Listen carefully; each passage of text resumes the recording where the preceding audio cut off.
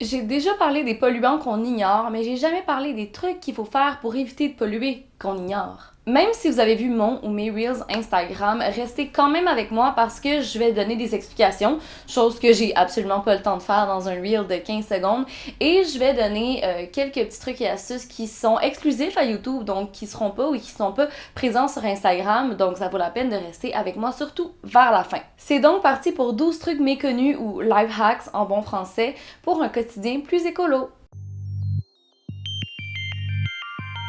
Je vais donc diviser cette capsule en 3 parties. Première partie, trucs et astuces dans la cuisine. Deuxième partie, trucs et astuces dans la voiture. Et troisième partie, trucs et astuces variés dans la maison. Avant de commencer, je t'invite à t'abonner à ma chaîne YouTube et à mon compte Instagram si c'est pas déjà fait et surtout de liker la vidéo avant que t'oublies.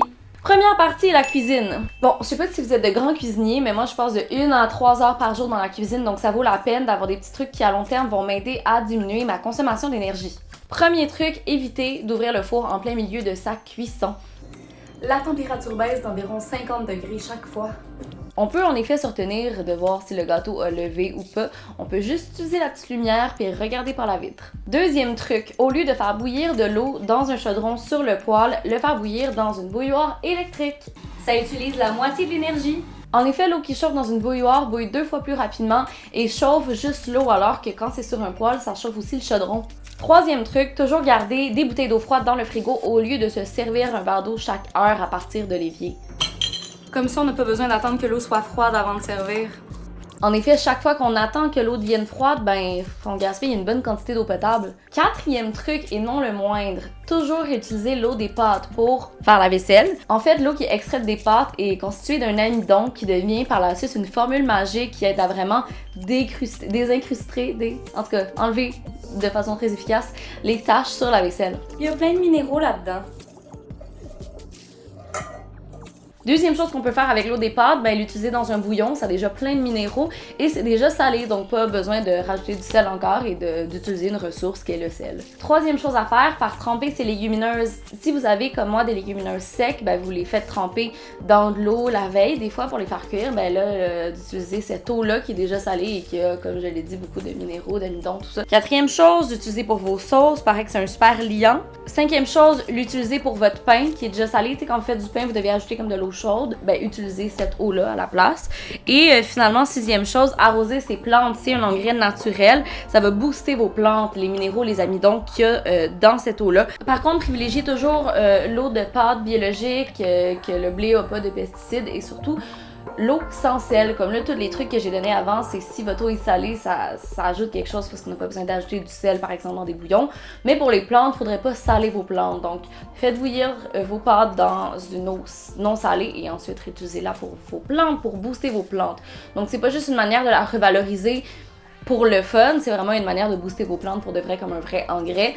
J'ai aussi lu qu'on pouvait faire la même chose pour l'eau dans laquelle nos légumes ont bouilli. On m'a aussi dit pour le riz, il y a genre l'eau de riz, mais à la base, il n'est pas supposé rester d'eau quand vous faites cuire votre riz. Deuxième partie de cette vidéo de Life Hacks Tips concerne l'automobile. Donc, on sait déjà que nos déplacements en automobile représentent une grande partie de notre empreinte carbone annuelle ou même au quotidien si on utilise notre voiture tous les jours. Pourquoi ne pas s'aider un peu et réduire sa consommation d'essence grâce à ces petits trucs? Premièrement, plus la voiture est lourde, plus elle va consommer d'essence. Donc là, je suis en train de vous dire d'éviter le covoiturage, là. Il faut continuer à faire du covoiturage. Non, je vous dis d'enlever les objets inutiles de votre voiture. Tu sais, comme quand vous avez déménagé votre soeur puis il vous reste comme une planche de bois dans l'auto ou votre kit de golf de l'été dernier ou même vos skis que vous laissez là tout l'été parce que votre appartement est trop petit, enlevez-les. Chaque surplus de 25 kg s'accompagne d'une augmentation de 1% de la consommation de carburant. Deuxième truc, couper le moteur au-delà d'un certain moment, ça semble évident, mais c'est pas tout le monde qui le fait, hein. On passe toujours devant des gens qui attendent leur épouse devant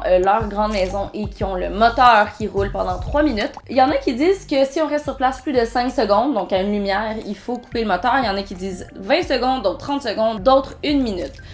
Je vais y aller pour le 30 secondes, qui est comme une bonne moyenne selon moi. Mais ça dépend de la technologie de votre véhicule, parce qu'il y a certains véhicules qui dépensent plus d'énergie que d'autres à démarrer le moteur. Mais bon, allez-y avec votre jugement. Si vous êtes dans une longue file pour la commande à l'auto puis que ça avance pas super vite, coupez votre moteur. Si vous attendez votre ami qui est toujours en retard, vous le savez que ça va y prendre une autre petite demi-heure, se mettre du mascara, couper votre moteur. Même les fois où vous voulez faire rentrer votre auto dans le garage puis vous devez sortir de votre auto pour ouvrir le garage, couper le moteur aussi. Ce qu'il faut savoir, c'est que c'est énormément d'énergie démarrer un moteur, là. Par contre, si on le fait tout doucement, ça va vraiment nous aider à économiser de l'essence. Parce que si on part en trombe à chaque fois, là, on s'arrête, puis là, oups, direct, là, on est à 40 km/h, ça va vraiment faire une différence dans votre consommation d'essence. Alors que si vous démarrez tout doucement, ben là, le moteur, il va pas comme dépenser de l'énergie, là, comme quand on commence à courir. Ah, je vais pas donner d'exemple, là, je suis pas prof de kiné, mais vous comprenez ce que je veux dire.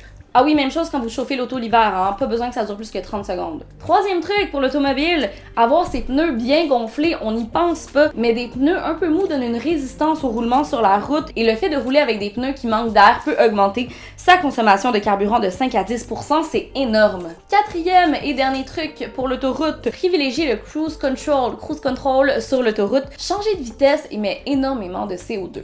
D'ailleurs, est-ce que vous saviez que rouler à 100 km/h au lieu de 120 sur l'autoroute permettait de consommer 20% moins d'essence? Donc, à moins d'être en train d'accoucher, là, vous pouvez là, vous donner comme maximum 110. Troisième et dernière partie de la vidéo, quotidien dans la maisonnée. Premier petit truc auquel on pense pas, récupérer sa vieille eau pour ses plantes. Que ce soit l'eau de sa nuit précédente, que ce soit un vieux verre d'eau qu'on vient de découvrir à côté du meuble de télé qui date d'il y a 2 jours, jetez jamais ça. Puis si vous venez de les arroser, gardez-l'eau pour plus tard. C'est full une ressource précieuse. Deuxième truc, ça a l'air évident, mais faire sécher ses vêtements à l'air, ça a l'air facile dit de même, mais c'est pas parce qu'on a une sécheuse qu'on est obligé de l'utiliser tout le temps. Chez nous, par exemple, on utilise la sécheuse pour les draps, pour les serviettes, pour les choses qu'on a en fait pas de place à étendre. Mais le reste du temps, on met ça sur des racks faciles à monter. Troisième truc dans la maison à faire au quotidien, surtout en ces temps froids, se mettre une couverture ou ajouter une deuxième couche sur soi au lieu d'augmenter le chauffage. Puis je le sais, c'est tentant de vouloir augmenter le thermostat à 25 quand on grelotte. Mais après 3 minutes dans votre couverture, vous y penserez même plus.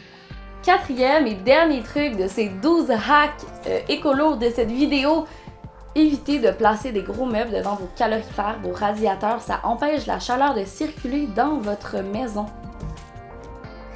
Quand c'est en bois, ça peut pogner en feu aussi. En conclusion, ben c'est notre terre à tous, donc il faut y faire attention, puis c'est des petits gestes comme ça qui peuvent faire une différence. Je sais que ça a l'air de rien comme ça, mais ça change pas grand-chose à votre quotidien de faire ces petits ajustements. Et au final, peut-être que ça va pouvoir diminuer votre consommation d'énergie annuelle de, je sais pas moi, 20-25%, puis au lieu de consommer 2 planètes et demie par année, ben vous allez peut-être, comme moi, pouvoir en consommer juste une.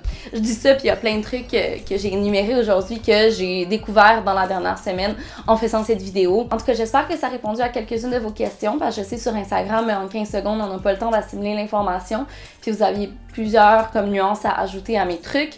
Petit scoop, mon 3e reel Instagram qui devrait sortir lundi prochain ne portera pas sur les 4 derniers trucs de la maisonnée que j'ai énumérés ici. Il va porter sur Internet, sur notre consommation liée à l'ordinateur. Donc j'ai voulu faire changement pour vous gâter. Hein. Ceux qui me suivent autant sur Instagram que sur YouTube, ben, vous méritez des informations complémentaires ou des informations qui diffèrent une fois de temps en temps. Et là-dessus, j'ai laissé toutes mes sources en description. Donc, si vous avez plus de questions sur les trucs que j'ai énumérés, que vous êtes genre, ah, comment ça se fait qu'une bouilloire électrique, ça chauffe autant ou moins, ou ah, pourquoi, puis c'est du 30 secondes, moi, ma voiture, comment je fais pour savoir? Tous les liens sont en description. Comme toujours, moi je laisse toujours mes sources. Pour terminer, je vous propose de me dire en commentaire si vous connaissez d'autres trucs dans la maison, dans votre quotidien que vous utilisez, qui seraient peut-être inconnus de certaines personnes. L'autre chose que je vous invite à commenter, c'est des idées pour mes prochaines vidéos, parce qu'au mois de genre novembre, là, je deviens un petit peu en manque d'inspiration, puis c'est surtout que je peux plus faire de collaboration, donc c'est difficile pour moi de continuer à faire grossir ma chaîne, et puis d'avoir plus d'abonnés, parce que c'est les collaborations qui m'amènent des abonnés, donc n'hésitez pas à parler de ma chaîne aux gens que vous aimez et que vous pensez qu'ils vont aimer cette chaîne. Et je pense que ma prochaine vidéo va être une deuxième vidéo où je réponds à vos questions, que ce soit en lien avec n'importe quoi dans l'environnement, que je vais faire les recherches pour vous, ou en lien avec ma vie personnelle, que ce soit encore une fois mon parcours et tout. Il y a des nouvelles personnes qui se joignent à Bravo Mode chaque semaine, donc peut-être que vous n'avez pas eu le temps de vraiment comprendre qui je suis et ce que je fais dans la vie. Donc vous pouvez commenter des questions, puis je vais aussi faire une petite story Instagram où vous allez pouvoir me poser des questions auxquelles je vais répondre dans ma prochaine vidéo. Je crois bien que ça va être de même, ça va se passer. Fait que c'est ça, mes conclusions sont toujours trop longues. Fait que bye!